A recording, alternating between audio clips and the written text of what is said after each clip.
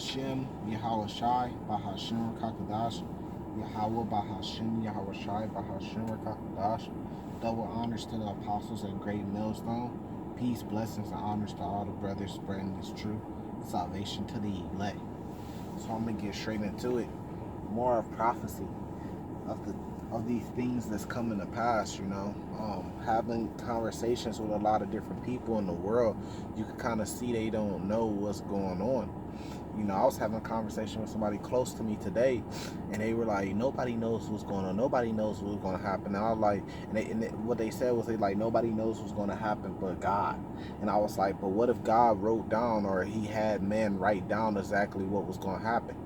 And then they kind of got stuck with that, So I wanted to read a little bit, starting at getting the second address at chapter 16 about what's going to happen.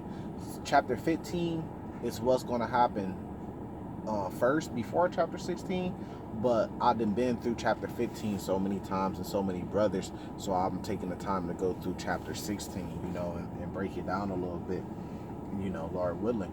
So, it's gonna get very bad out here. This is only the beginning of SARS. This little thing that we've seen, it's just like the plagues in Egypt. The first plague was okay. It was bad. Then the plagues got worse and worse all the way until the Lord came back and killed their first sons and then delivered Israel. Well, it's kind of the same thing that's going to happen today. That's why they call it the second Exodus, because this world, all over the world, is going to get these plagues, and they're going to get worse and worse. So if you got one plague, if the first plague was so strong enough to put the whole world on lockdown, imagine what that second, the third, the fourth, the fifth plague is going to be.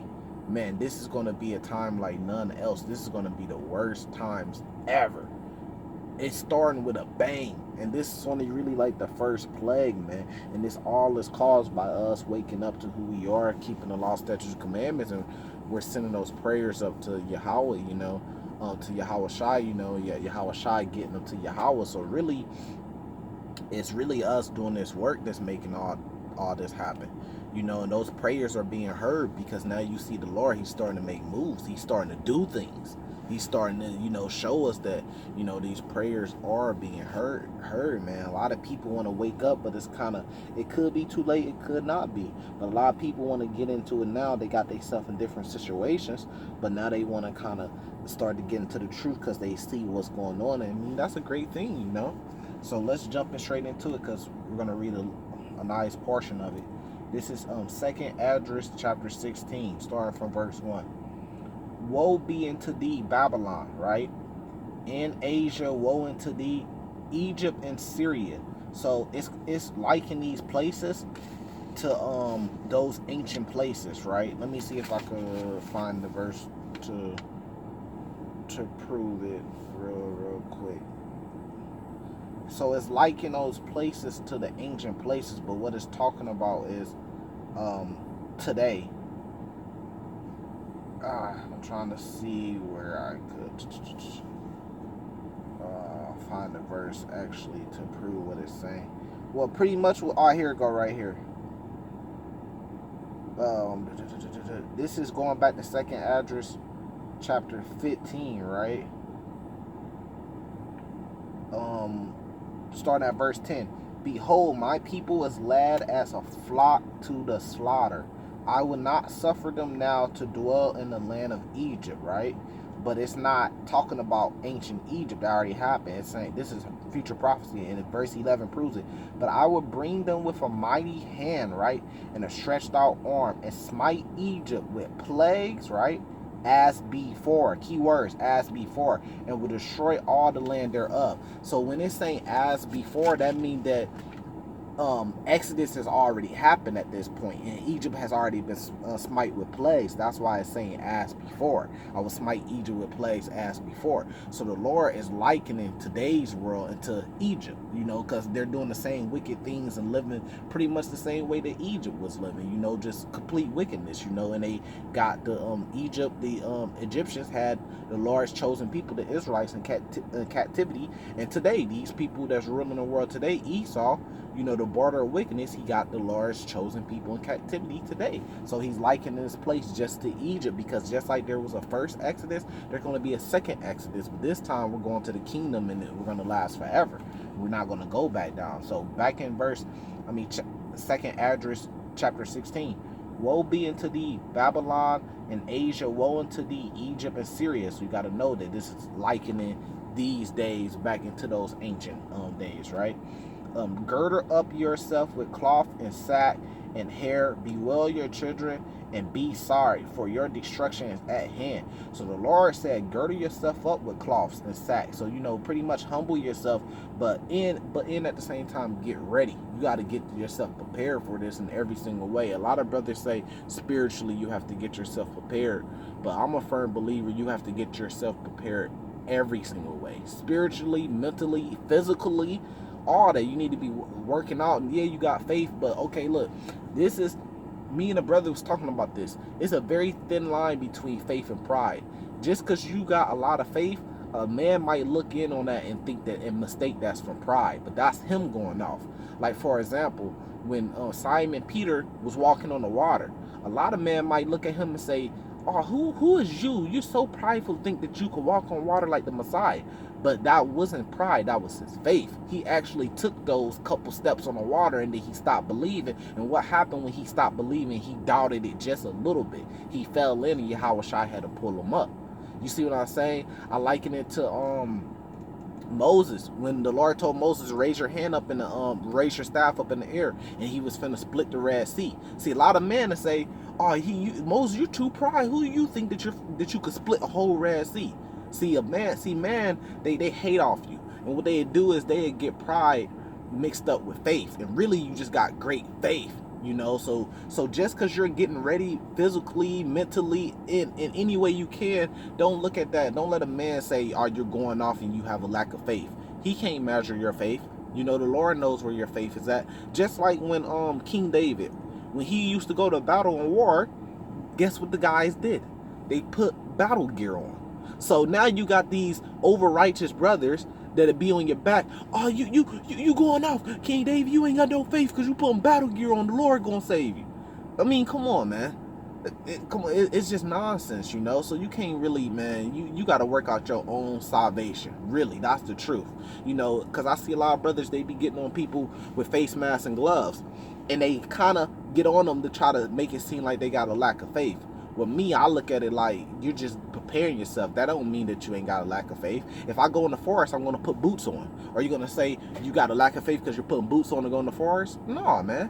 So, I mean, you know, this thing going to go everywhere. But like, and I really got that knowledge reading through Ecclesiasticus. When it tells you about wisdom, it tells you about think before you speak. Don't be so quick to jump on another brother. You got to really... You can't get in a position where you think you're better than everybody else, and you build up that pride, so you think you could just jump on somebody else. You still gotta kind of be slow at the tongue. You still gotta kind of analyze what's really going on before you go judge somebody.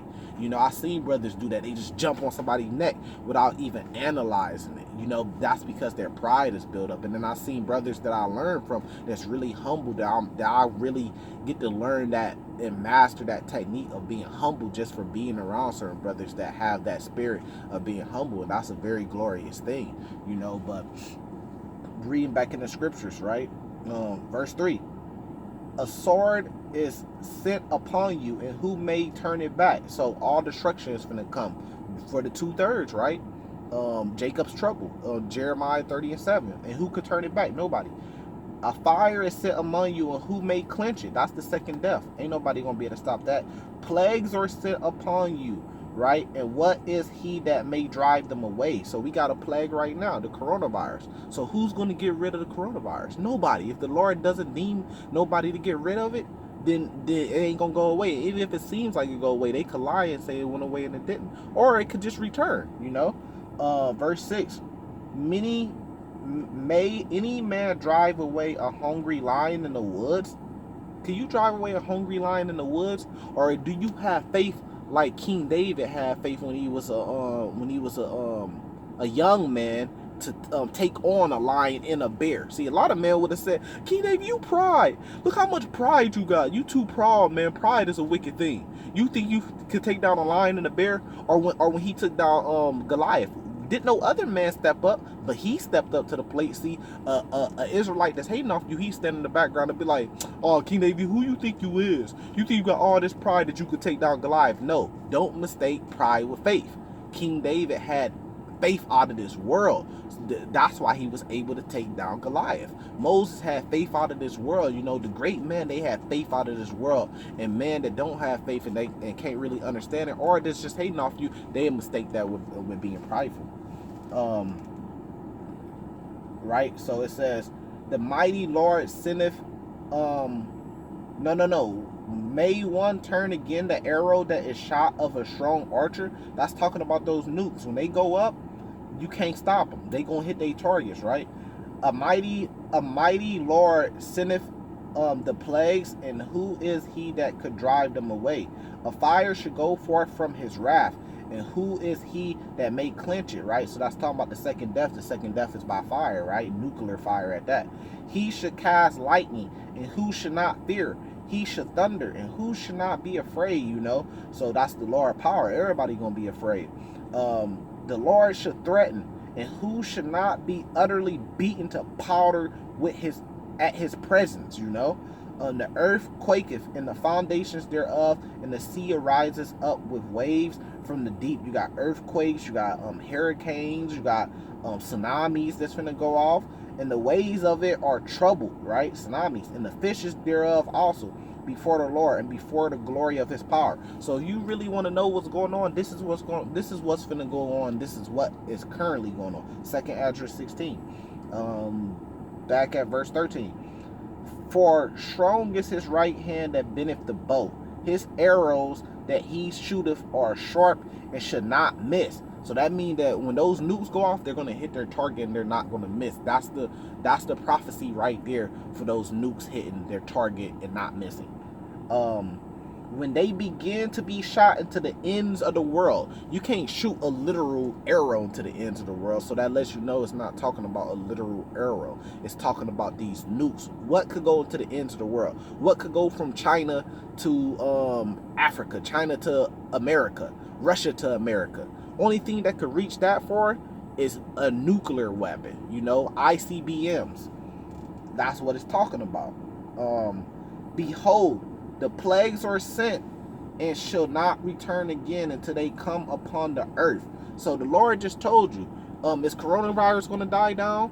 Or are we going to go back to living normal? No, there is no more normal. This is Endgame. That's what I'm gonna title this, Lord willing, or maybe. But this is Endgame right here. The party is over. There is no going back to normal. It's only can get worse from here. So, like he said, until they come upon the earth, right? The fire is kindled and should not be put out till it consumes the foundation of earth. That means this destruction, and when those nukes go off, man, it ain't gonna be no turning back. Like an arrow which is shot, and it keeps likening this fire that's going to consume everything to an arrow. Well, what do we see that shoots out like a bow? It shoots out the silos, and it shoots like an arrow in the sky, and it hits a target, and then it creates fire. That's an ICBM. That's a nuclear weapon, and other missiles and stuff like that. Like an arrow which is shot of the mighty archer returneth not backwards. Even so the plagues that shall be sent upon earth should not return again. The plagues are not going to return. It's only going to get worse and worse, right? Woe is me, woe is me, woe. Who will deliver me in those days? Who's going to deliver you in those days? And the Lord is saying, woe. So whenever you see in the scriptures when it says woe, that means something very, very, very destructive. That's not like, oh, just a little, you wipe a little sweat off your forehead. When it says woe, I imagine the Lord shaking his head saying, well, 2nd Esdras, Esdras is going through these visions and stuff like that, but it's all inspired by the Lord. So I still imagine the Lord shaking his head saying, whoa, man. Hey, they finna go through it. It's never a time like Jacob's trouble. They finna go through it. That's how I imagine it, Yeah, and the beginning of sorrows and great mourning, and the beginning of famine and great death, the beginning of wars, and the power shall stand in fear, at the beginning of evils. What shall I do when these evils shall come? So this is saying that this is the beginning of sorrows. Coronavirus and thousands of people dying, probably really millions of people, because China been lying, in America, all these countries been lying about the true death rate.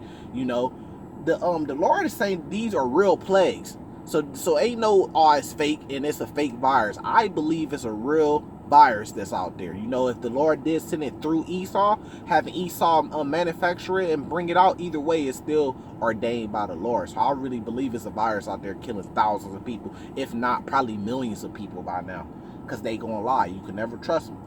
Never trust your enemy, right? But the Lord said these are the beginning of sorrows. This is just the beginning, meaning that it's going to get way worse. Whoa. You know, 19. Behold, famine and plagues, meaning those stores going to start running out of food pretty soon, man. There's going to be famines, and there's going to be famines of the word. Those are prophecies to look for, right? And plagues, tribulation and anguish, right, are sent as scorches for amendment. So it's going to be sent out, man. People are going to go through it. A lot of people are going to die. Verse 20. But for all these things, they shall not turn from their wickedness, nor be away mindful and scorned. So even still, would they seen the coronavirus come and kill thousands of people, they're still not going to turn from their wickedness. People are waiting for this economy to open back up, the world to go back to normal. Why? So they can get back to eating bacon, eating abominable foods, go back to gay marriages and gay sex, and just sinning in every type of way, being wicked, you know, and go back to oppressing the Israelites and putting us back at the bottom, you know. So they're just going to be wicked. They're like the scriptures say, right? Verse 21, behold, virtues shall be so good cheap upon the earth, that they shall think themselves to be in good case. Oh, that's such a powerful scripture right there. Because what do you see? You see gas cheap. It says, look, I'm going to read it again. Behold, virtues shall be so good cheap upon the earth, that they shall think themselves to be in good case. And even then shall evils grow upon earth, sword, famine, and great confusion. So what do you see right now? You see the gas prices going down and stuff. People out here like, oh, I could get on a plane. I could go take a vacation for $100. I could take a cruise for $100. Oh, I could get gas. I could fill up my whole car. It's cheap. They doing low interest rate loans for you to buy cars and buy houses right now, just to get the economy. Matter of fact, they sending out stimulus checks, and they're going to send out some more. So people like, dang, you know, and that's the exact scripture. That's prophecy right there. That's prophecy being fulfilled right there. Second address 16 verse 21. I'm gonna read it again. Behold, virtues shall be so good cheap upon the earth, that they shall think themselves to be in good case, and even then shall evil grow. So what's going to happen with all this stuff happening? Evil is going to grow upon the earth. And what is that evil? Sword, famine, and great confusion, man. For many of them that dwell upon the earth shall perish a famine. So a lot of people are going to die of famine. They're not going to be able to eat, right? And other that escape the hunger shall the sword destroy. So if you do escape the hunger, you're going to get chopped down just in the midst. Somebody going to gun you down, knife you down, you throw in a FEMA camp, beheaded, something like that, you know, the sword. Right? Man, this is powerful. And the dead should be cast out the dogs, and there shall be no man to comfort them, for earth shall be wasted, and the city shall be cast down. All the cities are going to be cast down. There should be no man left to till the earth and to sow it. The trees should give fruit, and who should gather them? Right? So it still goes back in, I'm jumping to verse 28. For a city there shall be 10 left, and 2 in the field, which shall hide themselves in the thick groves and in the cleft of the rocks. I'm going to stop at that. You can read the whole chapter for yourself. But that's powerful, because it said, man, look, in a city there should be 10 left. And me and the brother was talking about that. I said, like, man, imagine a big city like Chicago. And not just talking about the downtown area, but the whole area that's really considered Chicago. It's only going to be 10 people left in there. 10 people left in a whole big area like that, y'all never run into each other. Y'all never run into each other. Go to like a big place like New York, and then New Jersey is right down the street. 10 people left in a city like that where it was millions. You got 10 million, 11 million people in that city. The Lord says it's going to be 10. It's going to be 10 people left. It's going to go from 10 million to 10 people left. That's great destruction. And like I said, many people are going to die by the famine, and a lot of people are going to die by the sword. And there's going to be a lot of confusion out here. And what are we seeing right now? We're living in the time of prophecy. We see a lot of confusion out here, man. It's going to be like the Book of Eli, the movie The Book of Eli. It's going to be like I Am Legend, where just Will Smith, and then some girl come at the end, and you thanking God that you bumped into them. You know what I mean? Because you've been talking to mannequins for the last whatever period of time. You've been eating what you can't eat. You probably got a dog with you, just like Will Smith and I Am Legend. You up there making love and talking to a mannequin, man. You done fell in love with a mannequin. You ain't going off making love to it, but you done fell in love with a mannequin, man. Because there's only 10 people left in the city. That's how bad it's gonna get. So when people ask what's going on and what's gonna happen, man, second address, the 16th chapter sums up it perfect. So do we know what's gonna happen tomorrow? Yes. Why do we know what's gonna happen tomorrow? Because the Lord preserved these scriptures for us with these prophecies and gave us the knowledge to break down these prophecies so we could know what's going to happen tomorrow. That's what the whole meaning behind being a prophet is. You know, we know the prophecies. And I want to say, you know, Barak Yahweh Bahashim Yahweh Shai Bahashim Rakakadash, you know, Barak Thah, for even giving me this knowledge to be able to read something like second address and not only be able to break it down and understand it, but be able to relate it and know what times we in and know that we're in these times today. That's how you know the Lord is dealing with you, because the Lord is the one that give us that knowledge. If the Lord wasn't giving me that knowledge, I wouldn't know what none of that meant. I got brothers, I could put this book in front of their face, they open it up and read it and not know what any of this mean. Couldn't tell you anything about it.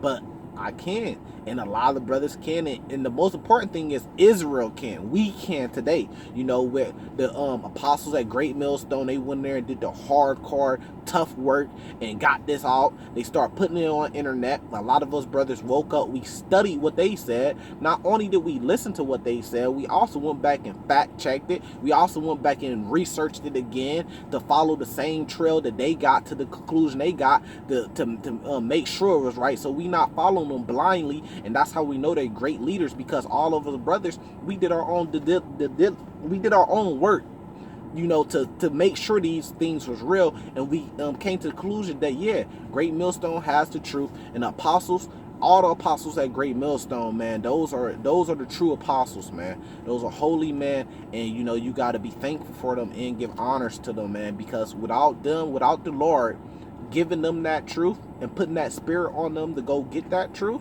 even the elders above them that you know, a lot of them had died, you know, from the One West camp that taught them, you know, that all that's been trickled down to babes like us, babes like me. You know, that's a great thing, but that's how the body works, you know, and now we have it, you know. Salvation to the elect.